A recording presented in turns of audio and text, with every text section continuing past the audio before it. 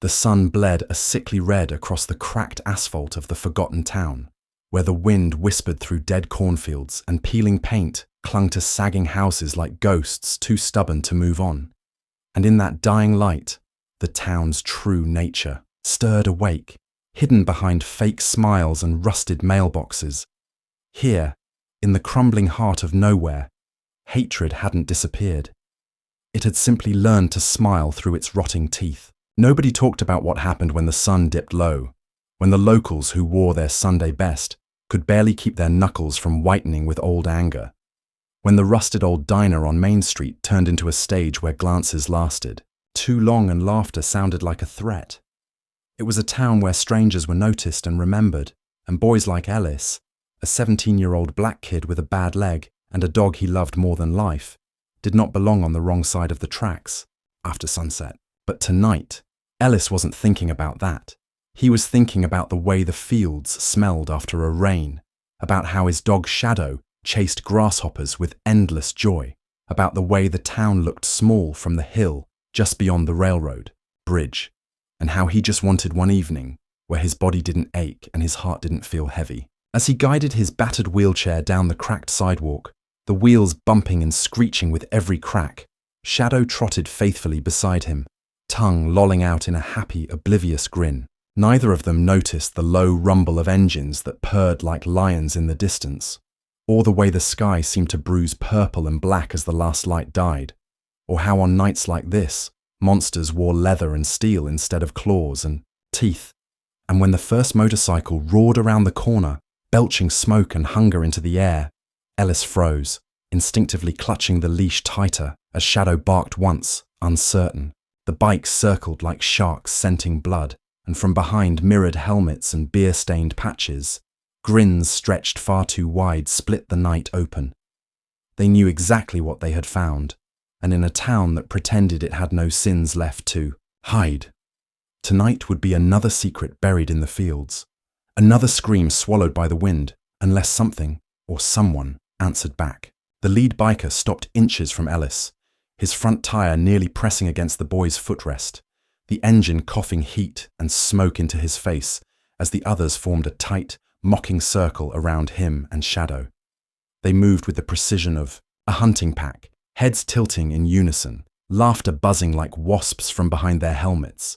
And when the first one pulled it off, Ellis saw a face carved from hate, sunburnt, scarred, and smirking with the kind of confidence that came from knowing. No one in town would ever hold him accountable. "What we got here?"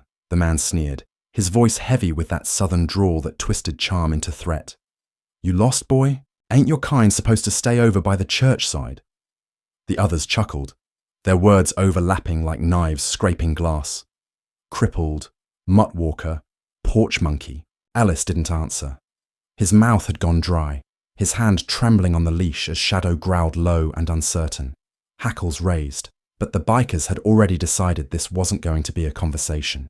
It was going to be a performance. One of them reached down and grabbed the leash, yanking it hard enough to drag Shadow backward, the dog yelping but not biting, too loyal to flee, too confused to fight. Another kicked the side of Ellis's chair, spinning it slightly, laughing when the boy jerked and nearly tipped. "Thought maybe he was doing some kind of pity parade," one of them mocked. "Rolling around looking for handouts." "Nah," the leader spat, leaning in so close Ellis could see the spit on his lip. "He came here thinking he was equal." And with that, they went to work, taking photos of him, filming his shaking body on their phones as they draped a Confederate flag across his lap like a mock blanket, tying Shadow's leash to a rusted post and dragging the terrified dog just out of reach, forcing Ellis to listen to every panicked bark as the animal strained and choked, helpless. "Smile," one of them said, shoving a phone in his face.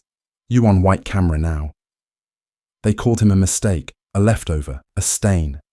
They poked at his leg brace, laughed about how his mama must have begged for scraps, joked that his kind were lucky just to breathe their air. No one came. No one interrupted. The street was quiet like it had seen this before and learned to look away. And through the noise, through the laughter, through the ugly stench of beer, gasoline and hate, Ellis felt something deeper than fear begin to burn. Not the scream in his throat or the tears he refused to let fall, but a cold, distant flame in his chest. Something old and buried rising slowly like thunder in his blood, and somewhere far away, far beyond the sound of engines and chains, a door was opening. The night thickened like tar around them, the circle of engines and headlights trapping Ellis in a spotlight that felt more like a burning brand than illumination. And the bikers, emboldened by the silence of the sleeping town and the weight of their own unchecked hatred, leaned in closer, their taunts growing sharper, crueler, slicing into Ellis with the precision of men who had practiced hate like an art. One yanked at the collar of Ellis's worn hoodie, sneering at the faded school logo on it. Bet they let you in on a charity pass, huh? Special program for slow ones and strays. And the others howled with laughter, pounding their fists on the gas tanks of their bikes, while another mockingly waved a piece of fried chicken he had pulled from his saddlebag, tossing it into Ellis's lap, with a sneer so deep it felt carved into stone. Figured you might be hungry, boy. Ellis tried to brush it off, but one biker shoved his chair forward with his boot, sending the food splattering against his chest, the grease soaking into his clothes, and they all roared louder, the sound a savage, triumphant wave crashing over him. Shadow barked desperately from where he was tied, choking himself on the leash, trying to reach his master. But they only laughed harder, tossing beer cans at the dog, making him cower and whimper. "Ain't that sweet?" one of them crooned in a mocking baby voice. "Crippled boy and his little mutt, thinking they people." Another biker, a hulking figure with prison tattoos winding up his arms, reached into his jacket and pulled out a rag soaked in something foul, waving it in front of Ellis's face with a grin full of broken teeth. "Maybe we ought to give you a real southern welcome, huh? Something to remember us by." Ellis flinched back, heart pounding so loud he barely heard the words. But they didn't care. This wasn't about response. It was about domination.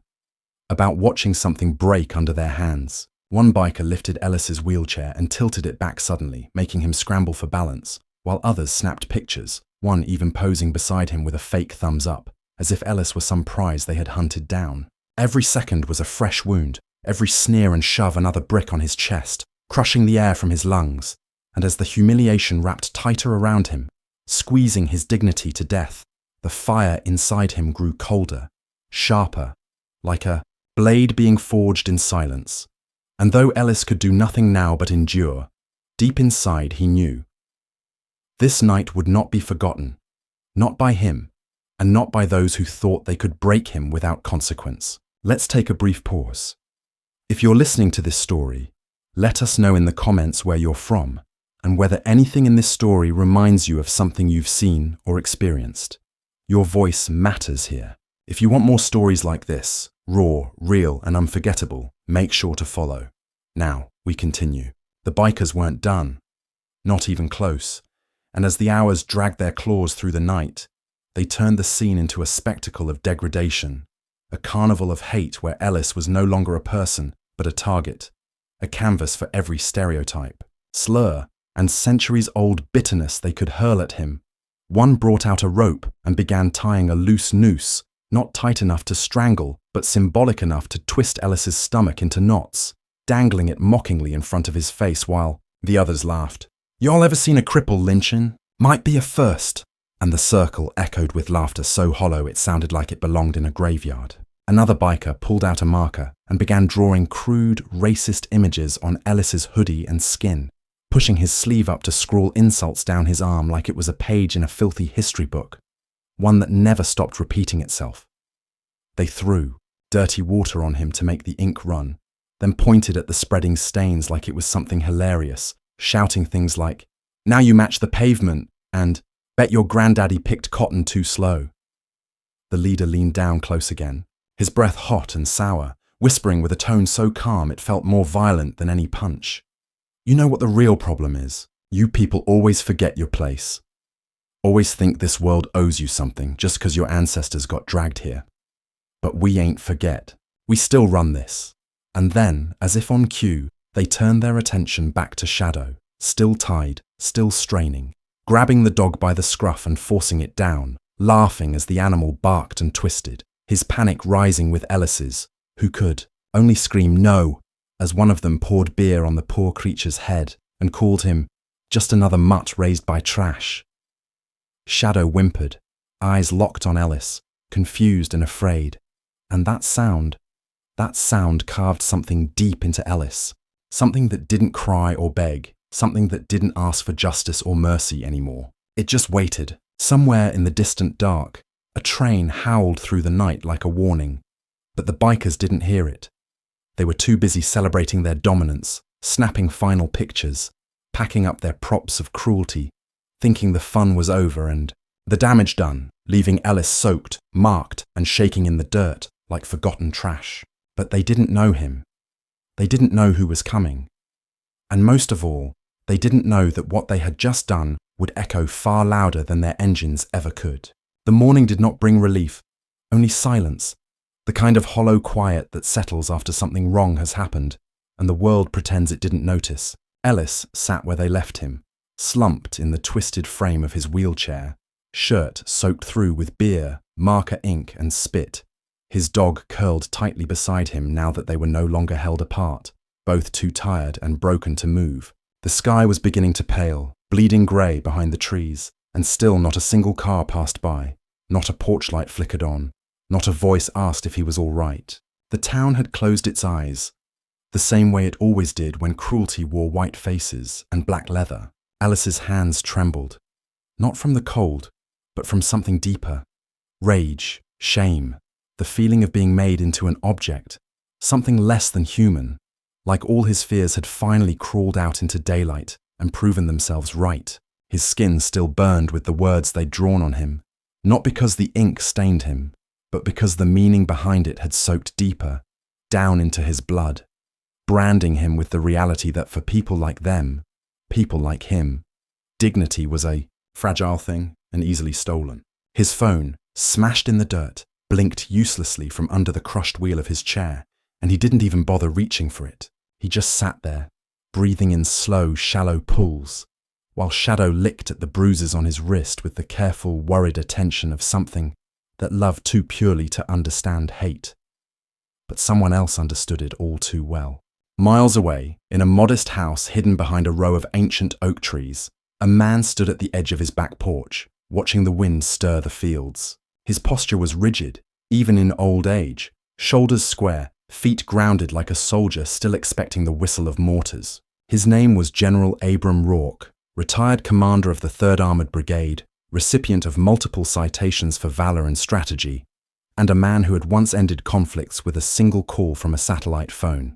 Now he stood in sweatpants and a plain t-shirt, but nothing about him was soft. The call had come not through military channels, but through silence.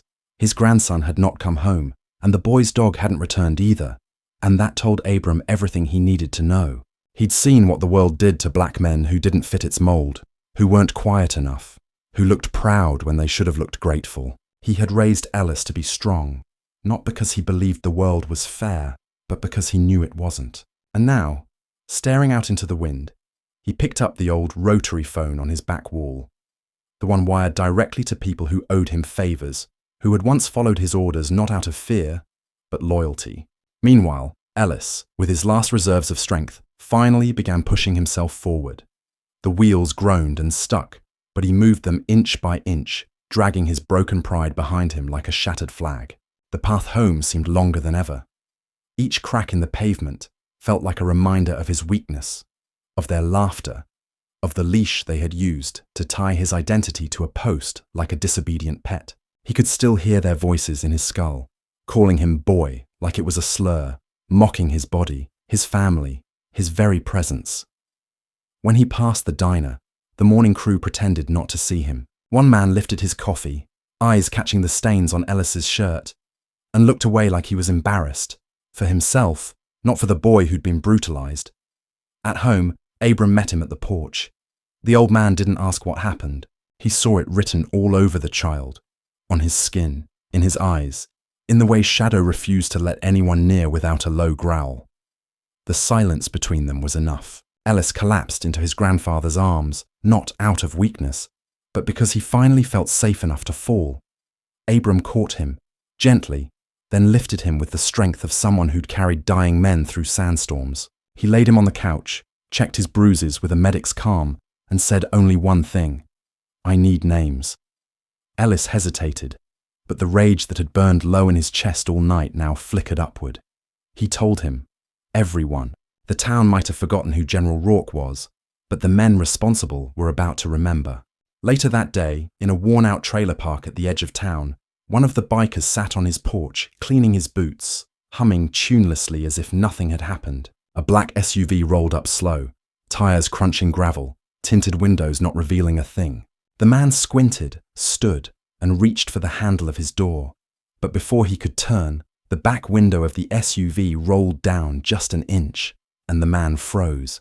He recognized the face inside. Not the face of a cop, not a local. A face from a past he'd tried to bury.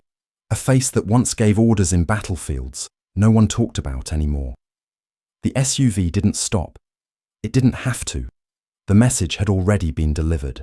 The reckoning had begun, not with sirens, not with vengeance shouted from rooftops, but with silence, precision, and the memory of pain repaid in kind. Night fell again over the town, like a suffocating blanket, hiding its sins under a sky so dark it seemed the stars themselves had abandoned it, and in the thick, humid air that clung to the cracked sidewalks and empty gas stations, a new kind of fear began to seep into the bones of those who had once roared with laughter over a helpless boy's suffering. In their minds, the night before was already slipping into memory. A cruel joke, a private show of dominance, another secret tucked away between the fields and forgotten by morning. They were wrong. General Abram Rourke was not a man who forgot, and Ellis's broken pride was not something that would be easily mended without a reckoning written in the language of pain and fear.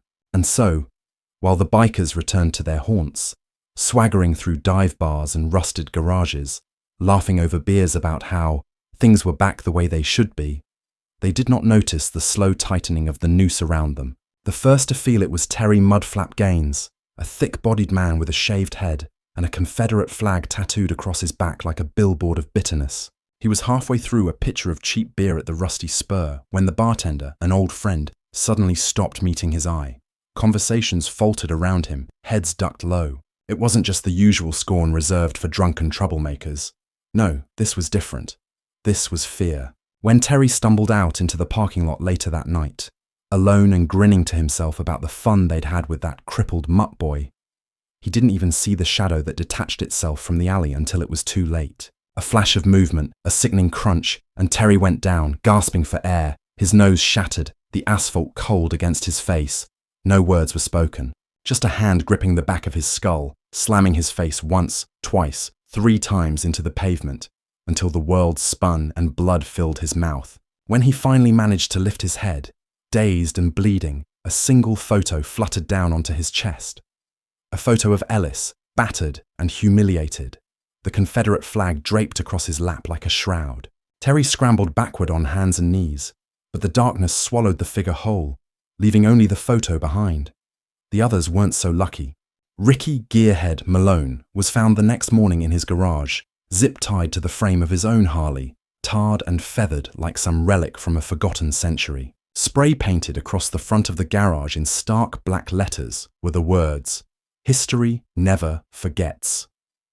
Sheriff Dalton, a man who had long looked the other way when it came to the activities of the bikers, stood scratching his head and muttering about kids these days, as Ricky howled and threatened lawsuits against everyone in earshot. But deep down, even Dalton could feel it. Something bigger was moving under the surface, something colder than revenge, something more precise, and no badge in this town was going to stop it. Meanwhile, Ellis sat in the back room of his grandfather's house, staring at the makeshift war map Abram had laid out across the dining room table. Photos, names, addresses, patterns of movement, military precision applied not against an enemy nation, but against the rotten hearts of a handful of cowards who thought they could brutalize a boy without consequence. Ellis didn't speak much. He didn't have to. Abram did the planning. Ellis only had to nod when asked if he was ready. And he was. God, he was ready. The humiliation still clung to him like a second skin. Every time he looked in the mirror, he saw not just the bruises and the fading ink of slurs they had scrawled across his arms and chest. He saw the look in their eyes as they did it. The glee, the certainty, the belief that he deserved it, just because he existed. And that was a wound no doctor could stitch shut. They had tried to bury him under their hate. Instead, they had built him a throne of iron resolve. It wasn't just physical revenge Abram was after. It was psychological. They needed to be unmade the way they had tried to unmake Ellis. Piece by piece, dignity by dignity, fear by fear. And so it continued. Marcus Skin. Taylor, so named for the white supremacist patches he wore proudly on his denim vest, woke up one night to find his prized truck, a massive, mud-splattered beast decked out in racist bumper stickers, stripped down to the frame, every hateful symbol carved out of the metal and burned in a pile at the foot of his driveway. His house, once decorated in symbols of ignorance, was now branded with a different kind of message. A single dog tag nailed to the front door. An old one, a reminder of wars fought by men like General Rourke, men who had seen real enemies and would not tolerate cowardice dressed as pride. The bikers began turning on each other, whispering accusations, paranoia creeping into their bones. Who had talked? Who had sold them out? Sleep became a dangerous luxury. Every noise outside was an alarm, every shadow a threat. Their swagger wilted into suspicion. Their dominance cracked into fear.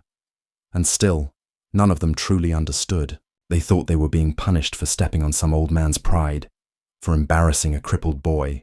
They didn't realize that what they had truly done was awaken something ancient and terrible. A rage forged not from a single night of cruelty, but from centuries of it, passed down through blood and memory, waiting for a moment to rise. Ellis watched it unfold with a calm he barely recognized.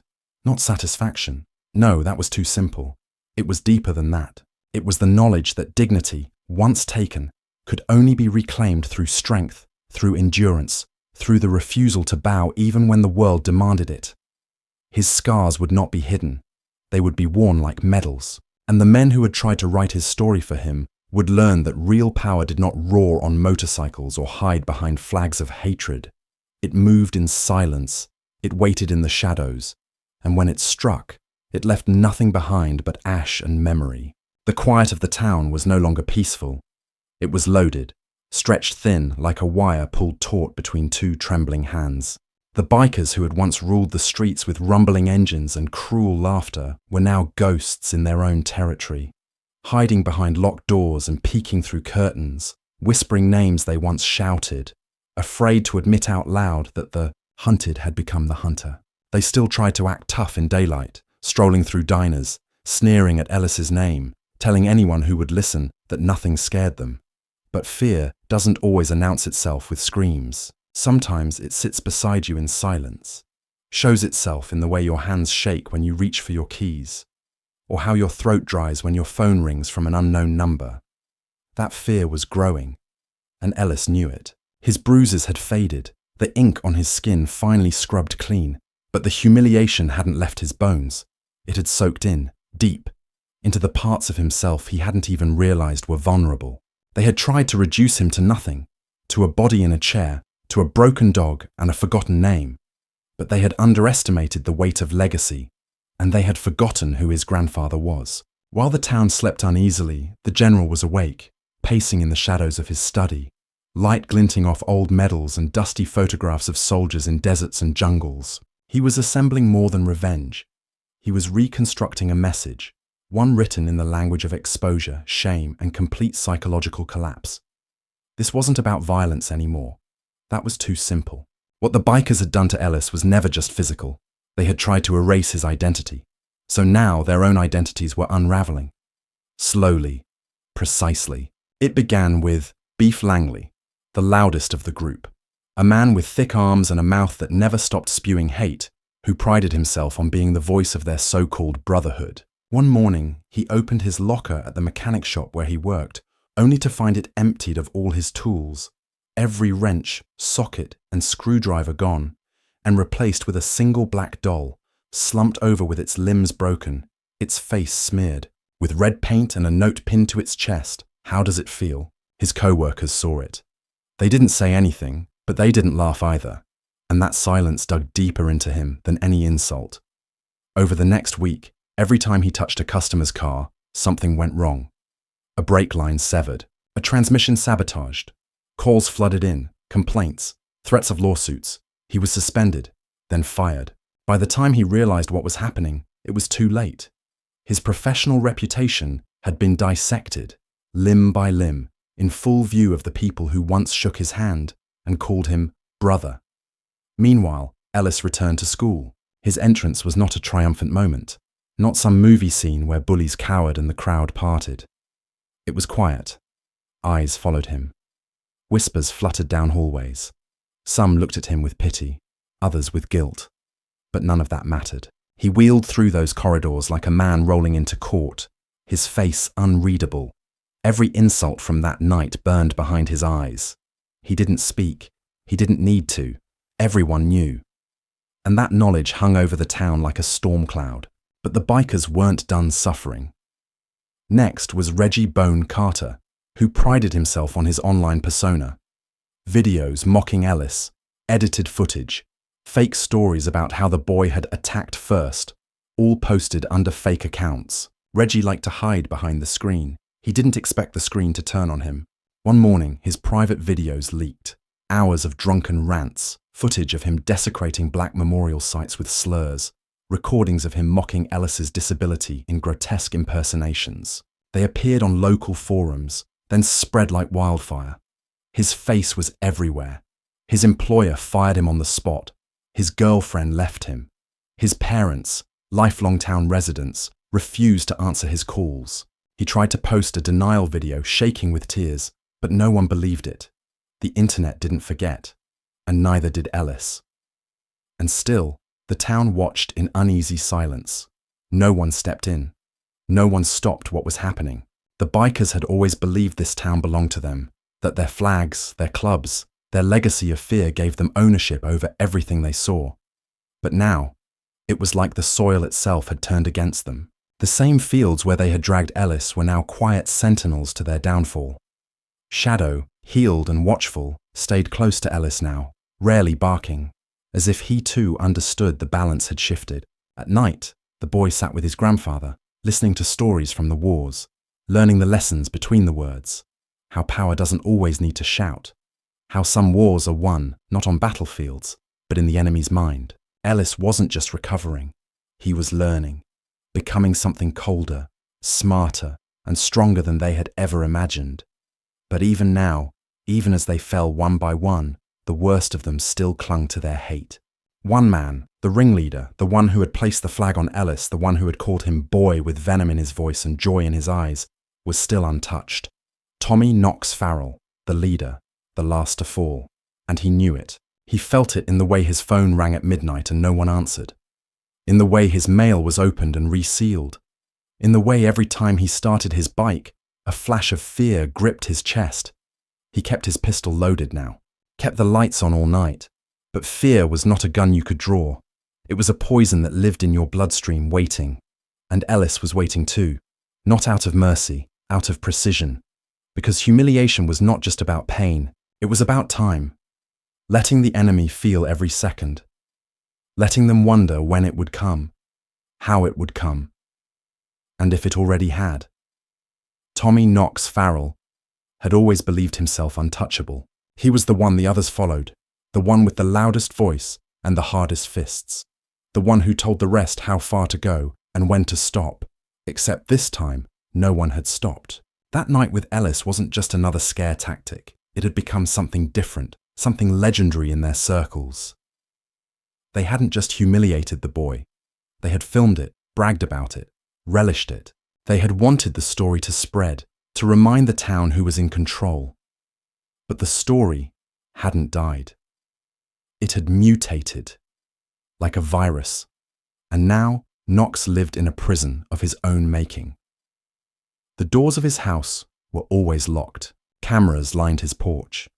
His shotgun leaned by the couch, never more than a few feet away. But it wasn't enough. He could feel it closing in. He just didn't know when it would hit. And that was what made it worse. His crew was shattered. Terry was barely speaking. Ricky had vanished. Some said he left town completely. Beef had been arrested after a bar brawl turned into a breakdown. Reggie was a ghost, living offline, hiding from the faces that used to cheer him on. And all of them said the same thing when they could muster the courage to talk. It's Rourke, the old man. They said the general was behind it all. Some thought he was paying people. Others whispered about ex-military men, special forces types, friends from his old wars. But none of them truly understood. It wasn't just Rourke. It was the boy. Ellis had become a symbol they couldn't kill. And now, Knox was alone, isolated in a house full of silence, lit only by paranoia and the flickering light of news feeds and private group chats filled with half-lies and desperate speculation. He hadn't left town because he refused to believe someone like Ellis could defeat him. That thought, Ellis winning, was poison to his pride. So he sat, waiting, growing more unhinged by the day. Then came the package. It arrived one morning with the regular mail. No return address, just a plain box, taped tight. He opened it slowly, expecting maybe a bomb, maybe something grotesque. But inside, there was only a single item, a leather collar, the one Shadow had worn, still dirty, still faintly soaked with the scent of the field where they had tied him up. Knox stared at it, frozen, bile rising in his throat. He dropped it and stepped back, muttering to himself. Then, beneath the collar, he noticed something else, a tiny speaker, still active, playing a low, slow recording. His own voice, from that night. "Smile, you on white camera now." The words echoed back to him from the past, soaked in venom. He smashed the speaker, but the sound didn't stop. It was in his head now, looping endlessly, chasing him through the hallways of his own mind. The following day, he tried to confront it. He stormed down to the local station, demanded protection, shouted that he was being hunted. But Sheriff Dalton just looked at him like a problem. "Ain't nothing illegal about you losing your nerve," he muttered, unimpressed. "Maybe you shouldn't have filmed it." Knox left, humiliated and boiling, his former power slipping through his fingers. Even the sheriff had turned his back. The town had changed. You could feel it in the way people looked at Ellis now. Not with pity, not with fear, with a strange, quiet respect. Something had shifted. The narrative had turned. Ellis was no longer the boy who got beaten. He was the boy who survived, who endured, who made them pay without raising a fist. Knox couldn't bear it, so he tried to take back control the only way he knew, through dominance. Late one night, he drove to the edge of town where the hills met the railroad tracks, near the place they had ambushed Ellis. He got out of his truck, walked into the field where it happened, and screamed into the darkness, "I ain't afraid of you! I made you! You hear me, boy? I made you what you are!" The silence that answered him was so total, it felt like the world itself had stopped breathing. Then, from behind him, came the sound of a camera shutter. He spun, heart pounding, gun half raised, but there was no one, just the wind brushing the grass. And when he turned back toward his truck, the windshield was cracked. Across it, in smeared black paint, were the same words he had used against Ellis. "Not your place." His hands trembled. He screamed again, but the scream came out wrong, high-pitched and broken. Over the next few days, his world collapsed. His tires were slashed. His bank account was frozen. His business license mysteriously revoked. Someone posted his private address and old arrest records online. And then came the final humiliation.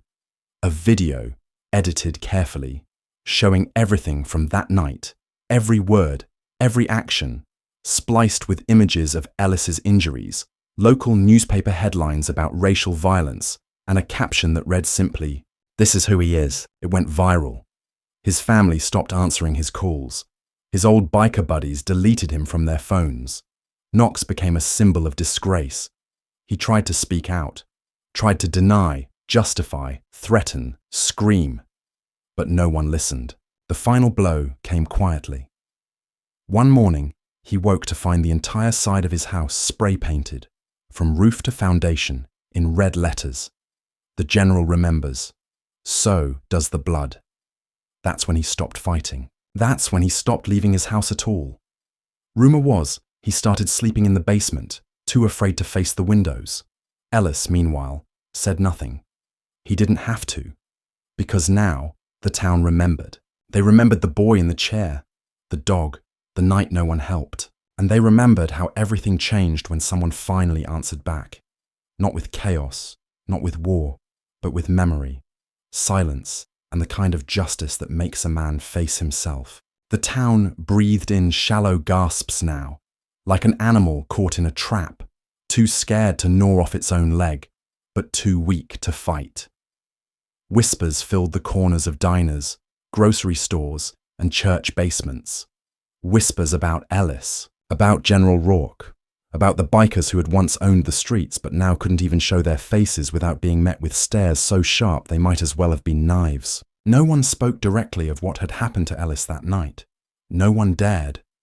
But everyone knew. The story had grown roots under the town, feeding on guilt, on history, on all the wrongs that had been buried too shallow to stay hidden forever. And in that heavy silence, something else grew too. The need for a final reckoning. Something deeper than personal revenge. Something that would tear out the rot by its roots and leave the whole place gasping for air. Tommy Knox Farrell still clung to his crumbling life, though now he was little more than a prisoner inside his own fortress of fear. He boarded up his windows. He installed extra locks. He carried his shotgun everywhere he went, even to the bathroom. But it didn't matter. Because fear isn't a thing you can shoot. It seeps into your blood, curls itself around your heart, and reminds you, every second, that no wall is thick enough, no door strong enough to keep it out. Knox wasn't just hated now. He was pitied. And in a town like this, pity was a fate worse than death.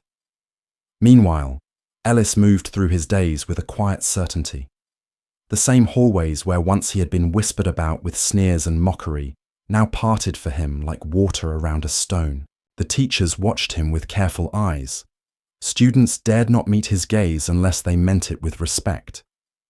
It wasn't because he had sought power. It was because he had survived something they could never unsee. The boy in the chair wasn't a victim anymore. He was a witness, and the town itself was on trial. Shadow, ever faithful, never left his side. Even now, fully healed, the dog walked a little closer to Ellis than before, as if remembering the helplessness of that night. They were bound together, scar to scar, the kind of loyalty that didn't need words to be understood. But Knox, desperate and unraveling, wasn't done yet. He believed he could still reclaim his place, his power, if he just struck hard enough, cruel enough. So he gathered what few scraps of loyalty he had left. A handful of men too stupid or too drunk to see the writing on the wall. Men who still believed that a little fear, a little old-fashioned hatred could erase what had been done. He called a meeting, in secret. In the same abandoned rail yard where they had first attacked Ellis, they gathered around burning barrels, clutching beers and muttering dark promises, all of them wearing the same tired patches and angry flags, desperate to convince themselves that they still mattered. Knox stood before them, face haggard and wild-eyed, spitting words about taking back respect and putting them back in their place. Every sentence reeked of fear disguised as anger, of pride rotting under the skin. He had a plan, a final, brutal strike that would leave a mark no one could forget.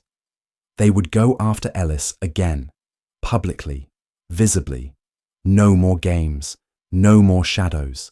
They would remind the town who was really in control. But what Knox didn't know, what he couldn't understand, was that the world he was trying to reclaim no longer existed. It had died the moment he and his gang had laid hands on Ellis. It had died the moment the first video was shared, the first whispers of their names tied forever to that night of cruelty. They were relics now, fossils of a hatred too blatant to survive in the light.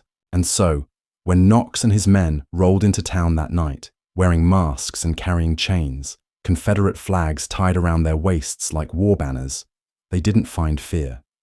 They found cameras. Phones lined the sidewalks. People who had once stayed silent now stood shoulder to shoulder, recording, broadcasting, unafraid. Ellis wasn't alone.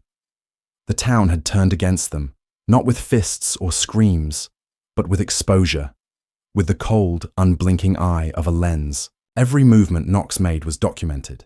Every slur he shouted was captured. Every sneer, every stumble, every desperate swing of a chain. The bikers found themselves not feared, but pitied, mocked, powerless. And at the center of it all stood Ellis, unmoving, unbreakable. He said nothing, did nothing, just sat there in his wheelchair, staring at them with a gaze so steady, so filled with unspoken judgment, that Knox faltered. His anger cracked into confusion, into terror, into the raw realization that the world he had ruled by fear was gone, and he was nothing without it. Then came the police, moving fast, calm, prepared. Knox and his men were arrested, dragged away not with violence but with the slow, heavy shame of being seen, not feared, not obeyed, but seen for what they were, weak, small, pathetic. The videos went viral within hours. News vans rolled into town the next morning. Reporters stood in front of the rail yard, speaking about hate crimes, racial violence, justice delayed but not denied. Knox's name was burned into the national memory now, but not as a hero, as a disgrace. Ellis watched it all unfold, not with joy, but with a heavy, quiet satisfaction. Revenge wasn't about screaming or fists or gunshots.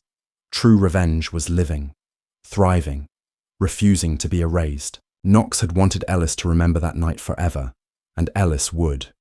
But not as a victim, as a victor. The dust had settled, but the air still tasted like smoke.